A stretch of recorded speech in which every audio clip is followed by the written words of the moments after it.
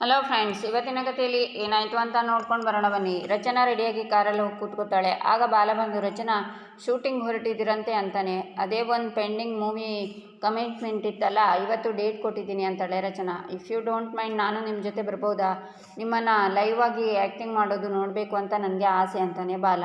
Of course ಬನ್ನಿ ಕೂತ್ಕೊಳ್ಳಿ ಅಂತಾಳೆ ರಚನಾ. ಥ್ಯಾಂಕ್ ಯು ಅಂತ ಬಾಲ ಬಂದು ಕೂತ್ಕೊಂಡು, ನೀವಿನ್ನೂ ನಿಧಿ ಎಫೆಕ್ಟಿಂದ ಹೊರಗಡೆ ಬಂದಾಗಿಲ್ಲ ಅಂತಾನೆ. ತುಂಬ ಕ್ಯೂಟ್ ಬಾಲ ಅವಳು. ನಾನು ಎಂಥ ಬೇಜಾರಲ್ಲಿದ್ದರೂ ಚಿಟಿಕೆ ಹೊಡೆಯೋಷ್ಟರಲ್ಲಿ ಬಂದು ನನ್ನ ಸರಿ ಮಾಡಿಬಿಡ್ತಾಳೆ. ನಾನು ಅವಳನ್ನು ತುಂಬ ಮಿಸ್ ಮಾಡ್ಕೋತೀನಿ ಅಂತಾಳೆ ರಚನಾ. ಅಯ್ಯೋ, ಎಕ್ಸಾಮ್ ಮುಗಿದ ಮೇಲೆ ಬಂದುಬಿಡ್ತಾಳೆ ಬಿಡಿ ಮನೆಗೆ ಅಂತಾನೆ ಬಾಲ. ಅದು ಸರಿ, ಆದರೂ ಅಲ್ಲಿವರೆಗೆ ಅವಳನ್ನು ನೋಡದೆ ಹೇಗಿರೋದು ಅಂತ. ಅಮ್ಮ ಅವಳನ್ನು ಹಾಸ್ಟೆಲ್ಗೆ ಹಾಕಿದ್ದು ಒಳ್ಳೆಯದೇ ಆಯಿತು. ಇತ್ತೀಚೆಗೆ ಮನೆ ವಾತಾವರಣ ಒಂಥರ ಆಗಿದೆ, ಅವಳಿಗೆ ಓದಿನ ಕಡೆ ಫೋಕಸ್ ಮಾಡೋಕ್ಕಾಗ್ತಿಲ್ಲ ಅಂತಾಳೆ ರಚನಾ. ಅಮ್ಮ ಏನು ಹೇಳಿದ್ರು ಇವಳಿಗೆ ವೇದವಾಕ್ಯ. ಸೂರ್ಯನ ತೋರಿಸಿ ಚಂದ್ರ ಅಂದರು. ಹೌದು, ಇವತ್ತು ಯಾಕೋ ಬೆಳಿಗ್ಗೆನೇ ಬಂದುಬಿಟ್ಟಿದ್ದಾನೆ ಅಂತಾಳೇನೋ ಅಂತ ಬಾಲ ಯೋಚನೆ ಮಾಡ್ತಾನೆ. ಆಗ ಟೈಗರ್ ಬಂದು, ಏಯ್ ನೀನೇನೋ ಮಾಡ್ತಿದ್ದೀಯ ಇಲ್ಲಿ, ಇಳಿಯೋ ಕೆಳಗೆ ಅಂತಾನೆ. ಟೈಗರ್, ನಾನೇ ಅವರನ್ನು ಜೊತೆಗೆ ಬರೋದಕ್ಕೆ ಹೇಳಿದೆ, ಗಾಡಿ ತೆಗಿ ಅಂತಾಳೆ ರಚನಾ. ಆಗ ಮಾತಾಡದೆ ಟೈಗರ್ ಗಾಡಿ ತೊಗೊಂಡು ಹೋಗ್ತಾನೆ. ಈಚೆ ವಜ್ರೇಶ್ವರಿ ಮೇಲ್ಗಡೆಯಿಂದ ನೋಡ್ತಾ, ಕತ್ಲಲ್ಲಿ ಕಳೆದು ಹೋಗಿದ್ದು ಒಂದೊಂದು ಮುಖನೂ ಇವತ್ತಿನಿಂದಲೇ ಎದ್ದು ಬಂದು ಹಾವಳಿ ಕೊಡುತ್ತೆ. ರಚನಾ, ನಿನ್ನ ಲೈಫಲ್ಲಿ ನೀನು ಬರೀತಿರೋ ಬ್ಲಾಸ್ಟಿಂಗ್ ಚಾಪ್ಟರ್ ಈ ಕ್ಷಣದಿಂದಲೇ ಶುರುವಾಗುತ್ತೆ ಅಂತಾಳೆ. ಈಚೆ ತೇಜ, ಆಯ್ತಾ ಸಂತೋಷ, ನಿಧಿ ಇವತ್ತು ಹಾಸ್ಟೆಲ್ನಲ್ಲಿ ಬಿದ್ದಿದ್ದಾಳೆ ಅಂದರೆ ಅದಕ್ಕೆ ಕಾರಣ ಯಾರು ಅಂದ್ಕೊಂಡಿದ್ಯಾ ನೀನು? ರಚನಾಯಿಂದ ಸ್ವಲ್ಪ ದೂರ ಇರಿ, ಅತ್ತಿಗೆಗೆ ಅದು ಇಷ್ಟ ಆಗಲ್ಲ ಅಂತ ಎಷ್ಟು ಸಲ ಹೇಳಿದರೂ ನೀನು ಕೇಳಲಿಲ್ಲ, ನಿಧಿನೂ ಕೇಳಲ್ಲ, ಅದರ ಪ್ರತಿಫಲನೇ ಇದು ಅಂತಾನೆ. ನಿಧಿ ನಿಮಗೆ ಮಾತ್ರ ಮಗಳ, ನನಗಲ್ವಾ? ಅಕ್ಕ, ನಿಮ್ಮ ಹೆಸರನ್ನು ಕರೆಯೋದು ಬೇಡ, ಒಂದು ಚಿಟಿಕೆ ಹೊಡೆದ್ರೆ ಸಾಕು, ಕರೆದ್ರ ಅತ್ತಿಗೆ ಅಂತ ಅವ್ರ ಹಿಂದೆನೇ ಓಡಾಡ್ತಿರ್ತೀರಾ. ಅವ್ರು ಏನಾದರೂ ಕೆಲಸ ಹೇಳಿದರೆ ಒಂದು ಪ್ರಶ್ನೆ ಮಾಡದೆ ಅದನ್ನೇ ಮಾಡ್ತೀರಾ. ಒಂದೇ ಒಂದು ದಿನ ನೀವು ಅವ್ರ ಹತ್ರ ಸ್ವಾಭಿಮಾನದಿಂದ ನಡ್ಕೊಂಡಿದ್ದೀರಾ ಅಂತಾಳೆ ಆರತಿ. ಸ್ವಾಭಿಮಾನ ಅಂತ ನೋಡ್ತಾ ಕೂತ್ರೆ ಬದುಕೋಕ್ಕೆ ಆಗಲ್ಲ ಕಣೆ ಅಂತಾರೆ ತೇಜ. ಈ ನಿಮ್ಮ ವೀಕ್ನೆಸ್ನಿಂದನೇ ಅವ್ರು ನಿಮ್ಮ ಮೇಲೆ ಸವಾರಿ ಮಾಡ್ತಿರೋದು. ಬದುಕೋಕ್ಕೆ ಸಾವಿರ ದಾರಿ ಇದೆ ರೀ, ದುಂಕೋ ಧೈರ್ಯ ಇರಬೇಕು. ಇನ್ನೊಬ್ಬರನ್ನು ಅವಲಂಬಿಸಿ ಬದುಕೋದು ಕಾಲಿನ ಚಪ್ಪಲಿ ಆಗೋ ಸಮಾರಿ, ಅದರ ಪ್ರತಿಫಲನೆ ಇದೆಲ್ಲ. ರಚನಾ ಆನಂದವಾಗಿದ್ರೇ ನೋಡ್ಕೊಂಡು ಸಹಿಸೋಕ್ಕಾಗಲ್ಲ ಆ ಯಮ್ಮಂಗೆ. ಇನ್ನು ನಿಧಿ ಖುಷಿಯಾಗಿದ್ದರೆ ಸುಮ್ಮನೆ ಇರ್ತಾಳೆ ಆ ಯಮ್ಮ? ಅವಳನ್ನು ನಮ್ಮಿಂದ ದೂರ ಮಾಡಿ ಅವಳು ಗತ್ತು ತೋರಿಸೋದಕ್ಕೆ ಒಂದು ಕುಂಟು ನೆಪ ಬೇಕಾಗಿತ್ತು ಅಷ್ಟೇ. ಅದಕ್ಕೆ ಓದು ಅನ್ನೋ ನೆಪ ಸಿಕ್ತು. ಒಂದೊಂದು ಸಲ ನನಗನ್ಸುತ್ತೆ, ನಿಜಕ್ಕೂ ವಜ್ರೇಶ್ವರಿ ಅಕ್ಕ ರಚನಾ ತಾಯಿನ ಅಂತ. ತಾಯಿ ಮನಸ್ಸು ಅನ್ನೋದೇ ಇಲ್ಲ ರೀ ಆ ಯಮ್ಮಂಗೆ ಅಂತ ಆರತಿ ಹೋಗ್ತಾಳೆ. ರಚನಾ ವಜ್ರೇಶ್ವರಿ ಮಗಳಲ್ಲ, ಮಗಳ ಅನ್ನೋ ಬಿಂಬನ ಎಲ್ಲರ ಮುಂದೆ ಸೃಷ್ಟಿಸ್ಕೊಂಡಿದ್ದಾಳಷ್ಟೇ. ಅದು ಯಾವತ್ತು ಒಡೆಯುತ್ತೋ ವಜ್ರೇಶ್ವರಿ ಅಸ್ತಿತ್ವ ಅವತ್ತಿಗೆ ಮುಗಿಯುತ್ತೆ. ನಿಧಿನ ನನ್ನಿಂದ ಏನಾದರೂ ದೂರ ಮಾಡೋಕ್ಕೆ ನೋಡಿದರೆ ರಚನಾನ ವಜ್ರೇಶ್ವರಿಯಿಂದ ಹೇಗೆ ದೂರ ಮಾಡಬೇಕು ಅಂತ ನನಗೆ ಚೆನ್ನಾಗಿ ಗೊತ್ತಿದೆ ಅಂತಾನೆ ತೇಜ. ಈಚೆ ಜೀವ ಆರತಿ ಹತ್ರ ಬಂದು ಅಮ್ಮ ಅಂತಾನೆ. ಆರತಿ ಕಣ್ಣೀರನ್ನು ಒರೆಸ್ಕೋತಾರೆ. ನೀವೇನು ಚಿಂತೆ ಮಾಡಬೇಡಿ, ಆದಷ್ಟು ಬೇಗ ನಿಧಿನ ವಾಪಸ್ ಕರ್ಕೊಂಡು ಬರೋಣ. ಸದಾ ಕಣ್ಮುಂದೆ ಓಡಾಡ್ಕೊಂಡಿದ್ದ ಮಗಳು ಇದ್ದಕ್ಕಿದ್ದ ಹಾಗೆ ಕಾಣೆಯಾಗಿಬಿಟ್ರೆ ಆ ಸಂಕಟ ಹೇಗಿರುತ್ತೆ ಅಂತ ನನಗೆ ಚೆನ್ನಾಗಿ ಗೊತ್ತು. ಕೃಷ್ಣನ ವಿಷಯದಲ್ಲಿ ನಾನು ಅದನ್ನು ಅನುಭವಿಸಿದ್ದೀನಿ. ನಿಮಗೆ ಸಮಾಧಾನ ಹೇಳೋಷ್ಟು ದೊಡ್ಡವನು ನಾನಲ್ಲ, ಆದರೂ ಧೈರ್ಯವಾಗಿರಿ, ನಾವೆಲ್ಲ ನಿಮ್ಮ ಜೊತೆ ಇದ್ದೀವಿ ಅಂತಾನೆ ಜೀವ. 100 ಇಲಿನ ತಿಂದು ಬೇಕು ಕಾಶಿ ಯಾತ್ರೆಗೆ ಹೋಯ್ತಂತೆ. ಹಾಗಿದೆ ನಿಮ್ಮ ಫಿಲಾಸಫಿ. ಗೊತ್ತಿದ್ದು ಗೊತ್ತಿಲ್ಲದೇನೋ ನಮ್ಮ ರಚನಾ ಜೀವನನ ಹಾಳು ಮಾಡಿ ಎಷ್ಟು ಕೂಲಾಗಿ ಓಡಾಡ್ಕೊಂಡಿರೋದಕ್ಕೆ ನಿನಗೆ ಹೇಗೋ ಆಗುತ್ತೆ.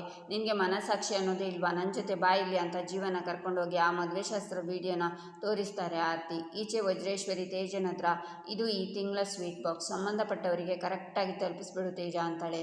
21 ವರ್ಷದಿಂದ ಪ್ರತಿ ತಿಂಗಳು ನಾನೇ ಅಲ್ವಾ ಅತ್ತಿಗೆ ಸ್ವೀಟ್ ಬಾಕ್ಸ್ನ ಅವರಿಗೆ ತಲುಪಿಸ್ತಾ ಇರೋದು, ಯಾರ ಕಣ್ಣಿಗೂ ಕಾಣ್ದಂಗೆ ತಲುಪಿಸ್ತೀನಿ ಅಂತ ತೇಜ ಬರುವಾಗ ನಿಹಾರಿಕ ಬಂದು, ಚಿಕ್ಕಪ್ಪ ಏನಿದು ಸ್ವೀಟ್ ಬಾಕ್ಸ್ ಕೈಯಲ್ಲಿ, ಇವತ್ತೇನಾದರೂ ಸ್ಪೆಷಲ್ಲ, ಎಲ್ಲಿ ನನಗೊಂದು ಕೊಡಿ ಅಂತಾಳೆ.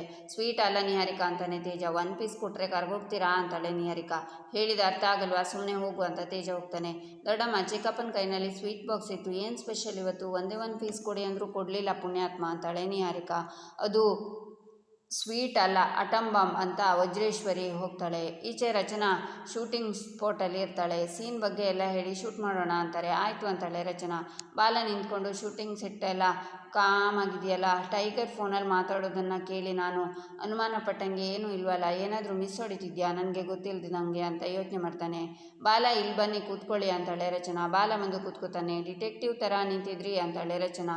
ಶೂಟಿಂಗ್ ಪರಿಸರ ಹೇಗಿರುತ್ತೆ ಅಂತ ನೋಡ್ತಿದ್ದೆ ಅಷ್ಟೇ ಅಂತಾನೆ ಬಾಲ. ಆಗ ಒಬ್ಬಳು ವಿಕಾರವಾದ ಹೆಂಗಸು ಬಂದು ಮುಸ್ಕಾಕಿರೋದನ್ನು ತೆಗೆದು ರಚನಾಗೆ ಕೈ ತೋರಿಸ್ತಾ, ಏಯ್ ಕೊಲೆಗಾರ್ತಿ, ತುಂಬು ಪ್ರಾಣನ ತೆಗೆದ್ಬಿಟ್ಟಿಯಲ್ಲೇ ಕೊಲೆಗಾರ್ತಿ, ಹಾಳಾಗಿ ಹೋಗ್ತೀಯ ನೀನು, ಬಿಟ್ಟು ಹೋಗ್ತೀಯಾ ಅಂತ ಮಣ್ಣನ್ನು ತೆಗೆದು ರಚನಾಗೆ ಬಿಸಾಕ್ತಾಳೆ. ರಚನಾ ಮುಖ ಕಣ್ಣನ್ನೆಲ್ಲ ಒರೆಸ್ಕೋತಾಳೆ. ಆಗ ಬಾಲ ಬಂದು ಏಯ್ ನಿನ್ಗೇನು ತಲೆ ಸರಿ ಇಲ್ವಾ, ಹೋಗಾಚೆ, ಆಚೆ ಹೋಗು ಅಂತಾನೆ. ಆಗ ಟೈಗರ್ ಓಡಿ ಬಂದು ಏನಾಯ್ತು ಬಾಲ, ಯಾರು ಈ ಹೆಂಗಸು ಅಂತಾನೆ. ಗೊತ್ತಿಲ್ಲ, ರಚನಾ ಮೇಲೆ ಮಣ್ಣೆರ್ತಾ ಇದ್ದಾಳೆ ಅಂತಾನೆ ಬಾಲ. ಏಯ್ ಅಂತ ಹೆಂಗಸು ಕಲ್ಲನ್ನು ಎತ್ಕೋತಾಳೆ. ಯಾರೋ ತಲೆ ಕೆಟ್ಟಿರೋ ಹೆಂಗಸಿರ್ಬೇಕು ಅಂತಾನೆ ಟೈಗರ್. ಏಯ್ ಅಂತ ಕಲ್ಲನ್ನು ಬಿಸಾಕಿ ನೋಡ್ತಾಳೆ ಹೆಂಗಸು. ನಡಿಯಮ್ಮ ಇಲ್ಲಿಂದ ಅಂತಾನೆ ಟೈಗರ್. ಏಯ್ ಕೊಲೆಗಾರ್ತಿ ಇವಳು ಅಂತಾಳೆ ಹೆಂಗಸು. ಒಂದಿಷ್ಟು ಜನ ಬಂದು ಅವಳನ್ನು ಎಳ್ಕೊಂಡು ಹೋಗ್ತಾರೆ. ರಚನಾ ಯಾವುದೋ ಮೆಂಟಲ್ ಕೇಸು ಅನ್ಸುತ್ತೆ, ನೀವೇನು ವರಿ ಮಾಡ್ಕೋಬೇಡಿ, ಕೂತ್ಕೊಳ್ಳಿ, ಸ್ವಲ್ಪ ನೀರು ಕುಡೀರಿ ಅಂತ ನೀರನ್ನು ಕೊಡ್ತಾನೆ. ರಚನಾ ನೀರನ್ನು ಕುಡಿತಾಳೆ, ಗಾಬರಿ ಆಗ್ತಾಳೆ. ಈಚೆ ಜೀವ, ನಿಜಾನೇ ನಾನು ರಚನಾ ಕೊರಳಿಗೆ ತಾಳಿ ಕಟ್ಟಿಲ್ಲ, ಇದಕ್ಕೆ ಮುಂಚೆನೂ ಕಟ್ಟಿಲ್ಲ, ನಿಮಗೆ ಕೊಟ್ಟಿರೋ ಮಾತನ್ನು ಮುರಿದಿಲ್ಲ ಅಂತಾನೆ. ಮತ್ತ್ಯಾಕೆ ಈ ಗಂಡ ಹೆಂಡತಿ ನಾಟಕ ಅಂತಾಳೆ ಆರತಿ. ಅನಿವಾರ್ಯತೆ ಇತ್ತು, ಅವತ್ತಿನ ಸಂದರ್ಭದಲ್ಲಿ ರಚನಾ ಅಶ್ವಿನಿಂದ ತಪ್ಪಿಸ್ಕೊಳ್ಬೇಕಾಗಿತ್ತು. ನಾನು ಕೃಷ್ಣನ ಜನಾರ್ದನ್ ಅವ್ರ ಕಡೆಯಿಂದ ಕಾಪಾಡ್ಕೋಬೇಕಿತ್ತು. ಅದಕ್ಕೆ ನಮಗೆ ಸಿಕ್ಕ ಸೊಲ್ಯೂಷನ್ನೇ ಮದುವೆ ಅಂತಾನೆ ಜೀವ. ಸೊಲ್ಯೂಷನ್ನ ಬಹಳ ಚೆನ್ನಾಗಿ ನಿನಗೆ ಅನುಕೂಲ ಆಗೋ ಥರನೇ ಕಂಡ್ಕೊಂಡಿದ್ಯಾ ಅಂತಾರೆ ಆರತಿ. ಎಕ್ಸ್ಕ್ಯೂಸ್ ಮೀ, ಈ ಸೊಲ್ಯೂಷನ್ ಕೊಟ್ಟಿದ್ದು ನಾನಲ್ಲ, ರಚನಾ ಅಂತಾನೆ ಜೀವ. ಅವಳು ಬಾವಿಗೆ ಹಾರು ಅಂತಾಳೆ. ಹಾರ್ಬಿಡ್ತೀಯಾ, ನಿನ್ನ ಬುದ್ಧಿಗೆ ಏನಾಗಿತ್ತು ಜೀವ? ಒಂದು ಹೆಣ್ಮಗಳಿಗೆ ಮದುವೆ ಆಗಿದೆ ಅಂತ ಪ್ರಚಾರ ಮಾಡಿದರೆ ನಾಳೆ ಅವಳ ಭವಿಷ್ಯ ಏನಾಗುತ್ತೆ ಅನ್ನೋದನ್ನು ನೀನು ಯೋಚನೆ ಮಾಡೋದು ಬೇಡವಾ ಅಂತಾಳೆ ಆರತಿ.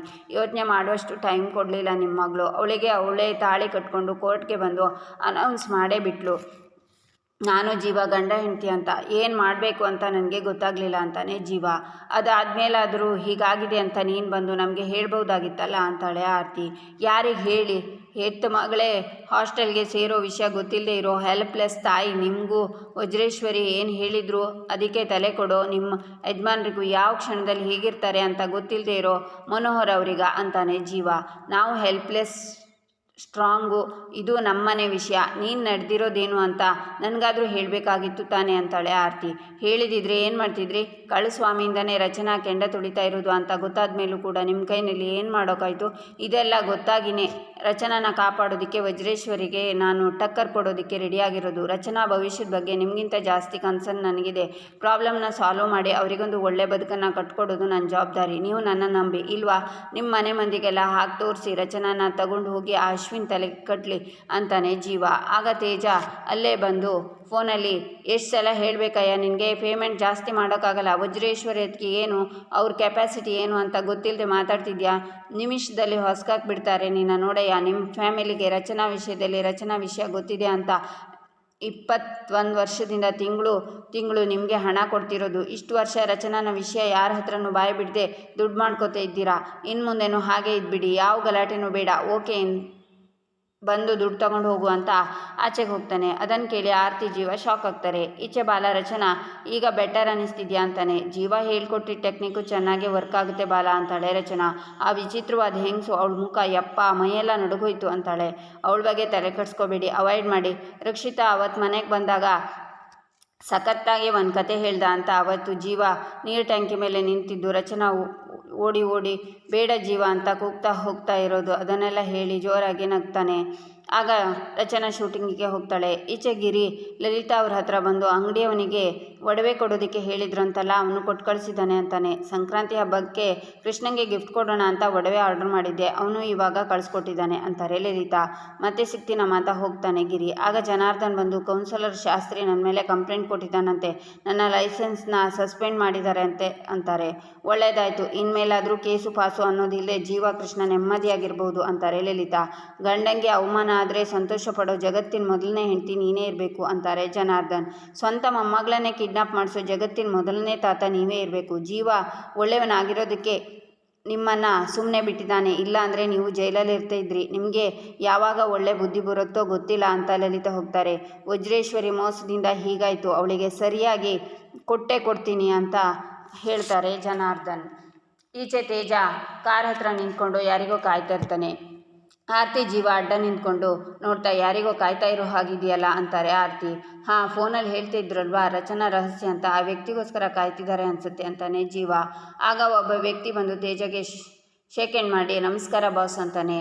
ತೇಜ ಕಾರಿಂದ ಸ್ವೀಟ್ ಬಾಕ್ಸನ್ನು ತೆಗೆದು ಅವನಿಗೆ ಕೊಡ್ತಾನೆ. ಅದನ್ನು ನೋಡಿ ಆರತಿ, ಸ್ವೀಟ್ ಬಾಕ್ಸ್ ಕೊಡ್ತಿದ್ದಾರಲ್ಲ, ಇವಾಗ ಯಾವ ಹಬ್ಬ ಹರಿದಿನ ಇದೆ ಅಂತಾಳೆ. ಆ ಬಾಕ್ಸಲ್ಲಿ ಬೇರೆ ಏನು ಇದೆ ಕಂಡುಹಿಡಿಯೋಣ ಇರಿ ಅಂತಾನೆ ತೇಜ. ಇಲ್ಲಿಗೆ ಈ ಸಂಚಿಕೆ ಮುಕ್ತಾಯವಾಗುತ್ತೆ. ಮುಂದಿನ ಸಂಚಿಕೆಗಾಗಿ ನಮ್ಮ ಚಾನಲನ್ನು ನೋಡಿ ಸಬ್ಸ್ಕ್ರೈಬ್ ಮಾಡಿ, ಲೈಕ್ ಮಾಡಿ, ಶೇರ್ ಮಾಡೋದನ್ನು ಮರಿಬೇಡಿ.